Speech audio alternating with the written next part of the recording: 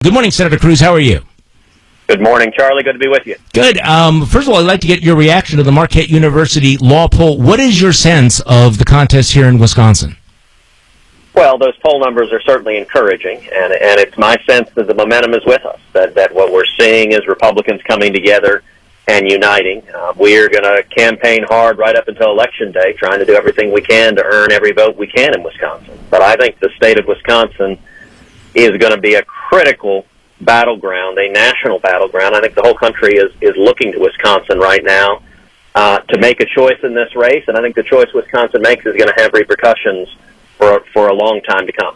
If, in fact, you do win Wisconsin, it makes it more likely that you're going to have an open or a contested convention, which raises the question. All three of you, Donald Trump, John Kasich, and you, seem to be backing away from that pledge to support the eventual nominee. How can you knit this party back together? How could Ted Cruz unite this party, given how fractured it is right now? Sure. Well, look, Charlie, that's the great challenge, and we have had an unprecedented primary season. We started out with 17 candidates, an incredibly diverse, talented field, an amazing contrast with the Democrats.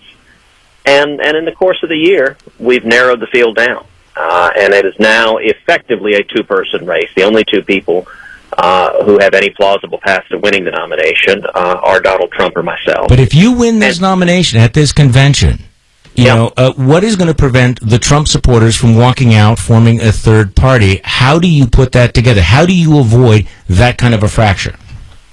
Well, listen, that's a challenge, and there's no doubt that there is a risk. You know, Donald doesn't handle losing well, so there is a risk if he loses. And I believe we're going to win this nomination and win 1,237 delegates. There is a risk that Donald takes his marbles and goes home and throws a fit. I hope he doesn't, but it's not complicated to see that's a real risk. He doesn't have the option of running as a third party. Quite a few states across the country have what are called sore loser laws, that once you run as a Republican and lose, you don't get to then turn around and file on the ballot as an independent, so that will not be an option available to him. I think one of two things is going to happen. Either we're going to earn 1,237 delegates between now and the convention, and then we still have a plausible path to get there. Or secondly, as you mentioned, it'll be a contested convention. And the two choices on the ballot will be me and Donald Trump. Will get a ton of delegates.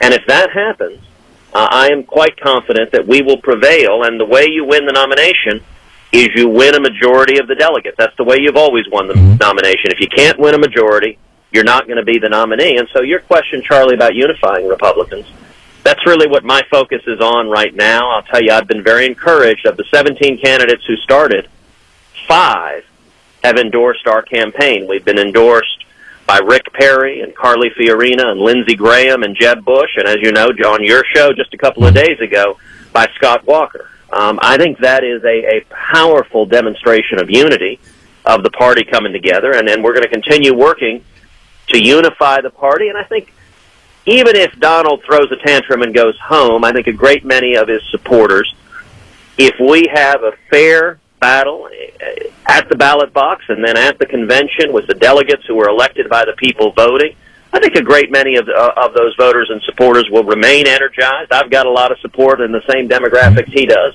and we're going to have to work to do that. That's our challenge in front of us. Now, I know you've been asked this question before. Ohio Governor John Kasich issued a statement commenting on a number of the things that Donald Trump has said in the last 24 hours, saying that basically he is not qualified to be commander-in-chief. You rather famously a week ago referred to him as a sniveling coward. How can you then support Donald Trump if he were to win the nomination? How can you support him to be the commander-in-chief, the President of the United States? Well, Charlie, I pointed out a few days ago that I have not made it a habit of supporting people who attack my wife and attack my family. That is qualitatively different. And I have not made it a secret of my view that nominating Donald Trump would be an absolute disaster, that it would be a disaster for Republicans, it would be a disaster for conservatives, and be a disaster for the country. That if we nominate Donald Trump, we get obliterated. We hand the election to Hillary Clinton. You know, that same Marquette poll showed in Wisconsin Donald Trump losing to Hillary by 10 points. It showed me tied in Wisconsin with Hillary Clinton, neck and neck, and nationwide I'm beating Hillary. And what's striking about the poll numbers with Donald Trump, if Donald is the nominee and we lose by double digits, which is what the polls are showing over and over again, we haven't seen a double-digit bloodbath since Walter Mondale. We haven't seen the consequences. We'd lose the Senate. We could lose the House. We would lose elections up and down the ballot. We can't let that happen. And so the answer, I believe, Charlie, is to beat him, not through some Washington games and deal makers trying to change the rules and steal the nomination.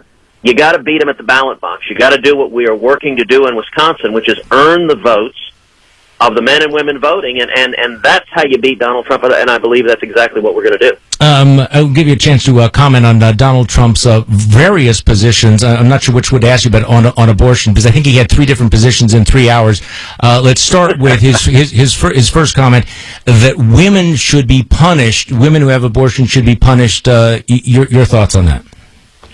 Well, I think it was just the latest confirmation that Donald has not thought seriously about the issues facing the country, and he's willing to say just about anything to try to get elected.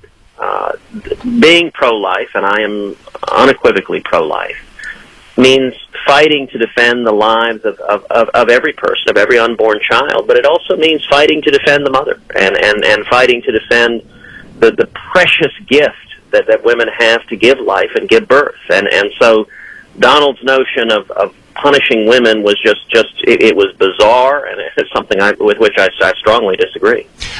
You mentioned before your endorsement by Governor Scott Walker, who's going to appear with you on the campaign trail and has cut a television ad for you.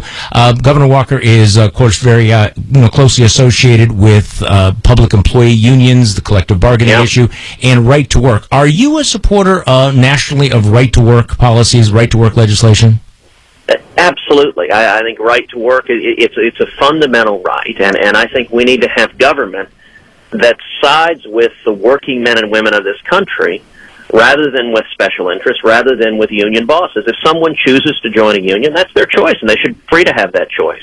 But no worker should be forced to join a union against their will, forced to pay union dues out of their paycheck to be used to fund the political partisan agenda of the union bosses. They shouldn't be forced to do that against their will. And when Governor Scott Walker and millions of men and women across Wisconsin stood up and took on the union bosses, it was powerful. It inspired people across the country. It inspired me. And it is that courage. And look, all of us know that fight got nasty. It got ugly and personal. And the governor didn't blink, and the people of Wisconsin didn't blink. And it demonstrated that when we stand together as we the people, that we can take on the special interest. We can take on the forces that are bankrupting our kids and grandkids. And what y'all have done in the state of Wisconsin is exactly what we need to do in Washington. Is we need a president who stands with the working men and women of this country against the special interest and lobbyists in Washington. And that is what I have done in the Senate. And that is exactly what I will do as president. It's obvious, though, that Wisconsin is not Trump country, and we've made no secret about that. I think about 70% of the Republican electorate has, not bought what Donald Trump is selling. But, of course, what it's going to come down to is whether or not voters decide to coalesce around you, or whether they split their votes between you and Ohio Governor John Kasich. So I want to ask you this question. Why should conservative Republicans in Wisconsin vote for Ted Cruz rather than for John Kasich? Well, I would say 2 things. One is simple math. I am the only candidate that can beat Donald Trump. At this point, we have beaten him 10 times in 10 states all over the country, going literally from Alaska all the way to Maine. John Kasich has lost everywhere. He's lost every single state except for his own home state.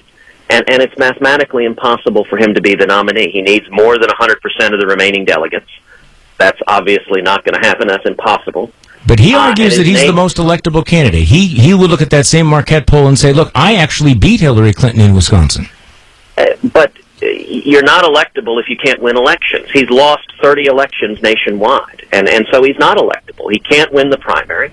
And listen, part of the reason he does well in national polls against Hillary is nobody knows anything about him, and so that doesn't prove very much. But it is impossible for him to win.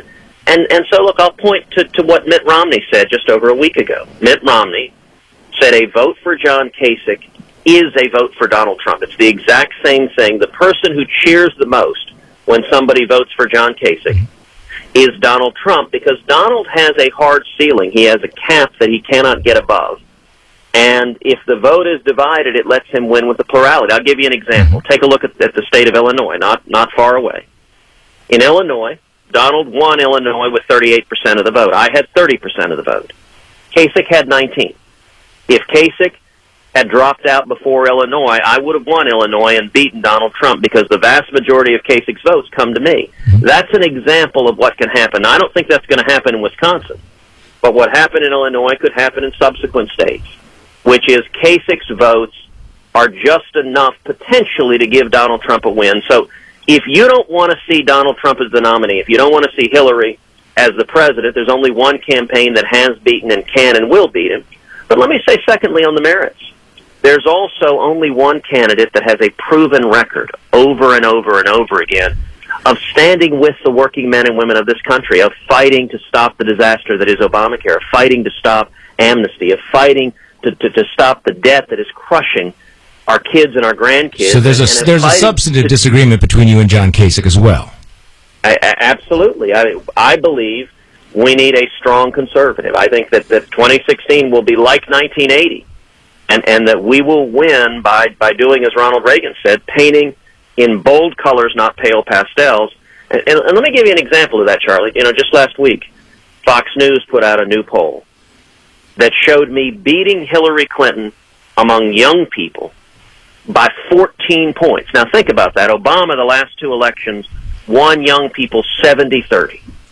And yet right now we're clobbering Hillary Clinton with young people. A Democrat can't win if they're getting killed with young people. And I think that's an example that young people are drawn to principle. Young people are drawn to a candidate who fights for them, who fights for jobs and opportunity and a brighter future, who fights for the Bill of Rights. And I think that is yet one more example of what we're seeing, of Republicans coming together and uniting behind this campaign. And that's what we've got to do if we're going to win both the primary and win the general election in November. Senator Ted Cruz, appreciate joining me this morning very much. Look forward to seeing you back here in Wisconsin over the weekend.